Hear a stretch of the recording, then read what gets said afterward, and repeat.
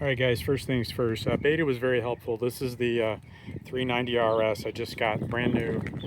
It just has an hour on it, and quarter of that's idling. But the map switch came broken, and Beta was nice enough to ship me one direct from the manufacturer so that to cut down on the time, because I'm trying to get out the door for a trip. So here's what it was. This plastic cover comes up pretty easily, just the gas cap, and then it kind of snaps out from under here. And then there is a drain tube for the fuel that spills, and you'll see it connect under there, a clear tube. So you can just route the wire. It went down this side of the body, and it poked through down in there, and then it popped out on this side. Now, to make it a little easier, I did pull off this fairing this time because I was trying to get my hand in there without mangling the radiator, and undo that plug. If you can see that right there. Yeah, there it is. So that was simple.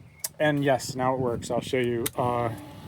So what was happening is it wasn't lighting up. I guess it flashes because of video, but you see the little sun mode? That's the most powerful mode, and TC's traction control. And then when I hit this, little cloud mode, rain mode comes on. Well, mine, the rain mode did not come on. So now it does. It works perfectly. Very happy. Thank you, Beta. Appreciate that.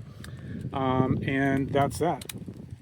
All right, appreciate any likes and subscribes. Hope that helped you. That is the map traction control switch on a 2024 Beta 390 RS, and there's what it looks like. It's got two tiny little screws on the back of that cover, and this little plug is how it goes in, little 3-pointer. All right, guys, take care. Again, appreciate any likes and subscribes. Take care.